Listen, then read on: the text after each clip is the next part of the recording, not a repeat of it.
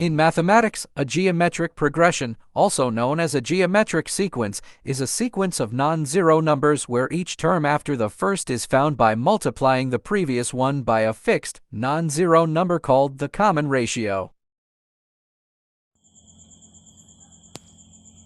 So for our final project, we created a video tutorial all about geometric sequence. So we need to find the nth term if the sequence is given.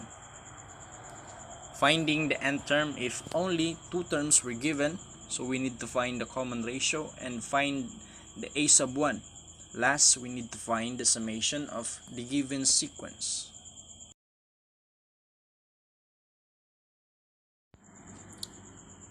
So first, finding the nth term if the sequence is given. So we have a formula here in getting the nth term and a formula for getting the common ratio. So we need this to find the nth term given the sequence.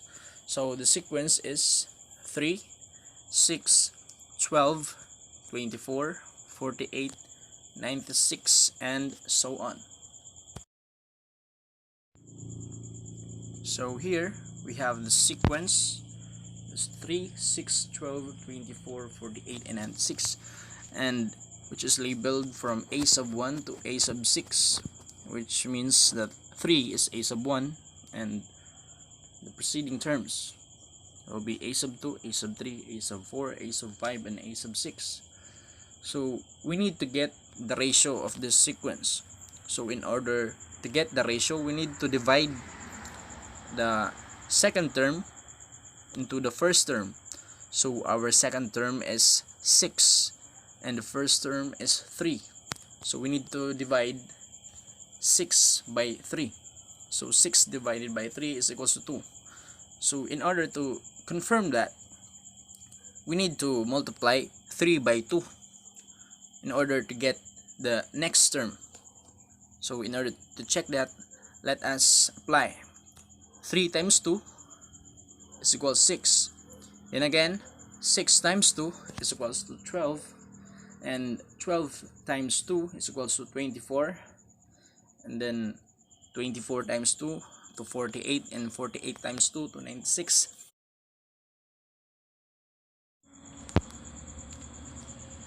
So since we have our common ratio now, we can find the nth term.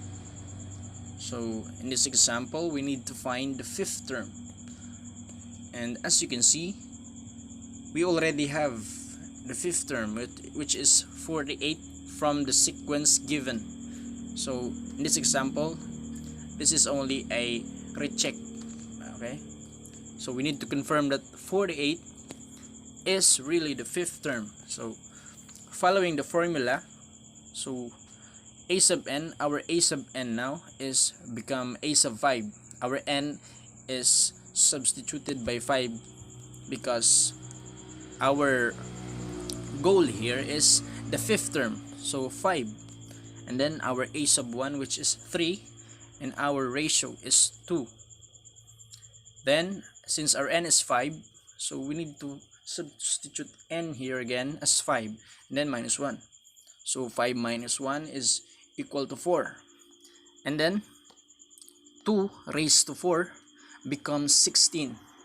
Then finally, we need to divide multiply 3 times 16, and that results to 48. So a sub 5 is equals to 48, which is correct, as you can see in the sequence, that it confirms that our fifth term is 48.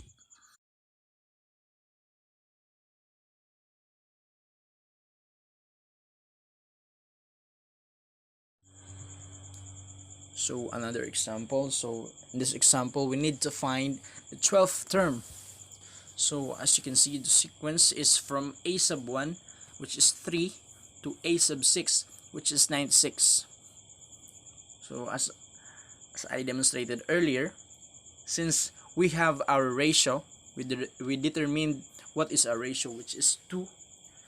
To confirm that the next term, So we need to multiply the any terms by 2 to come up with the next term.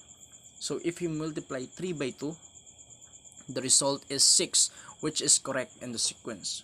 If 6 multiplied by 2 results to 12, so we can just multiply 96 by 2 to get our 7th term. But the downside to this method is, what if the number is what if we are tasked to get the 100th term? So we need to manually multiply the term by 2 and reach the 100th term, which will take longer.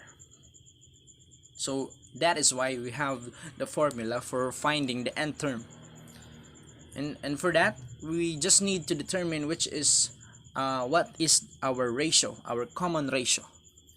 So for that, we can determine the missing terms, or what term we are finding. Since we are done now in finding the nth term given the sequence, so now we need to find the nth term if only 2 terms were given. Yes, only 2 terms. So this time we cannot apply the formula for getting our common ratio, since it is only 2 terms, and that 2 terms is the placement of each term is relatively far. Or okay, for example, the given is a sub 8 and a sub 4.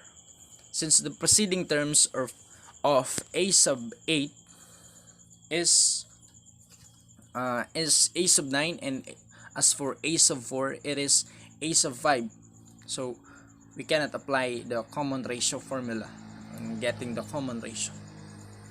And in this type of problem, if only 2 terms were given, always the common ratio and the a sub 1 is unknown, since our formula for getting the nth term involves the value, or to substitute the value of a sub 1 and our common ratio. So we cannot also apply the formula, since we don't have a common ratio and an a sub 1.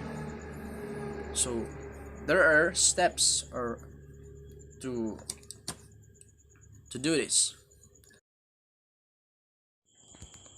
So first, finding the common ratio. So as you can see, the formula here for finding the nth term, so we lack a sub 1 and our common ratio. So in this part, we need to substitute our a sub n and our a sub 1 with the given 2 terms. We can either use, or we can use the 2 terms interchangeably. Alright, so in this example, I use a sub n, or I substitute a sub n with the bigger value, or the bigger term, which is a sub 8, and value that having the value of 384. So following that, a sub n becomes a sub 8 and our a sub 1 become a sub 4.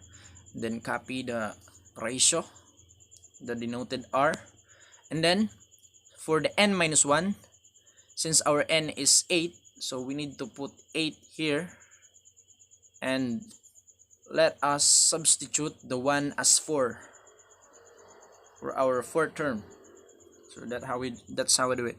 And then substitute the value of a sub 8. So what is the value of a sub 8?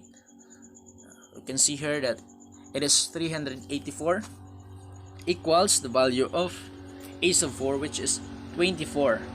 Then r, and then 8 minus 4 is 4. And then we need to divide both sides to isolate this r raised to 4. So we need to divide it both side by 24. So cancel out 24, that remains r raised to 4. And then 384 divided by 24, which results to 16. So is that our final answer? No. So we need to isolate again our r, since it have an exponent of 4. So we need to root, since 4 is the exponent, so we need to root it with 4 and then cancel it out, so it remains r, and then 16 root 4. So the answer, if you put it in the calculator, the answer will be 2. So that confirms that our common ratio is 2.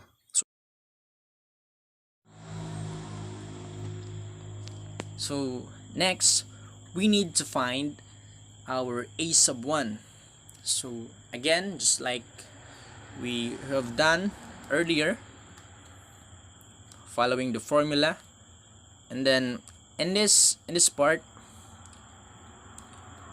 you can either use either of the two terms, the a sub 8 or the value of the two terms, which is a sub 8 and a sub 4. You can choose any of that. So in this part, I choose the lowest term with the because it has the lowest value. Just a matter of preference. So I use a sub 4, so I substitute a sub n as a sub 4, and then copy a sub 1 and r, substitute r, since we acquired our common ratio, which is 2. So we need to substitute now the 2, and then our n is a sub 4, so 4 minus 1, and then the value of a sub 4, which is 24, and then copy a sub 1, and then 4 minus 1 equals 3, and then 24 a sub 1, so 2 raised to 3 becomes 8. And as we did earlier for finding the common ratio, we need to isolate the a sub 1, so we need to divide both sides by 8. So we cancel out 8, and then it remains a sub 1 now remains. So and then we divided 24 by 8, which results to 3. So we have now our a sub 1, which is 3. So we can now use the formula for finding the n term, since we have our missing parts, the a sub 1 and the common ratio. So as you can see here, our sequence is 3, 6, 12, 24, 48, and 96. See, I use this sequence. So as you can see, our a sub 4 here is 24. So that is the same sequence I had used in those given two terms.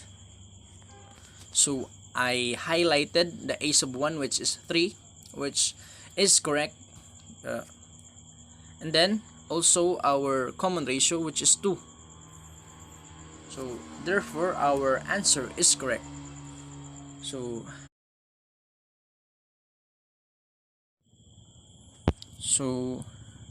lastly, finding the summation of the given sequence. So in this part, it will be explained by my partner, James Adam Boncales. Good morning, sir. Good morning, classmate. My name is James Adam Boncales, and I am going to explain the summation of the geometric sequence. So what I'm going to explain first is the formula of the summation of the geometric sequence. So I'm going to write the symbol of the summation of the geometric sequence as n equals the first term of the sequence, which is a1, then open bracket, 1 minus common ratio and the nth term, and then close bracket, and divided it by 1 minus common ratio, and that is the formula of the summation of the geometric sequence, which is I'm going to use that I'm gonna give example of how to use the formula of the geometric sequence. So this is the problem that I'm going to use my geometric sequence to solve, to find its summation of the geometric sequence.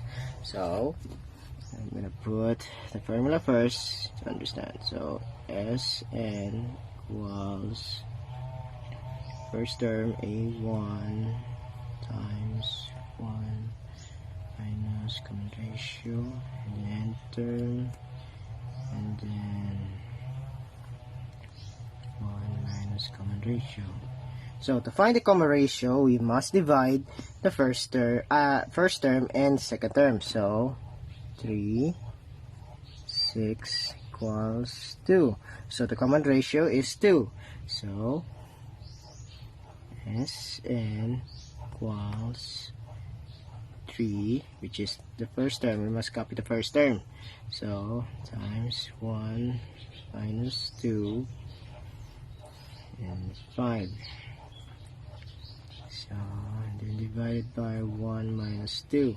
So Sn equals 3, 1 minus 2 by the power of 5, which is the answer is 32. So then 1 minus 2 equals negative 1, because we must copy the negativity of the greater number. So Sn equals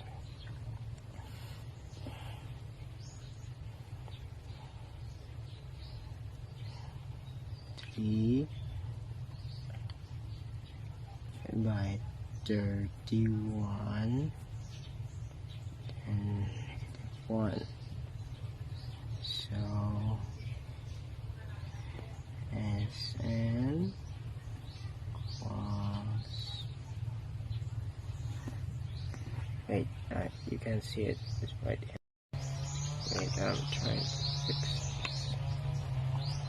Okay, so by minusing this, we must copy because the greater number is 32 and he is negative, so we must put negative 31.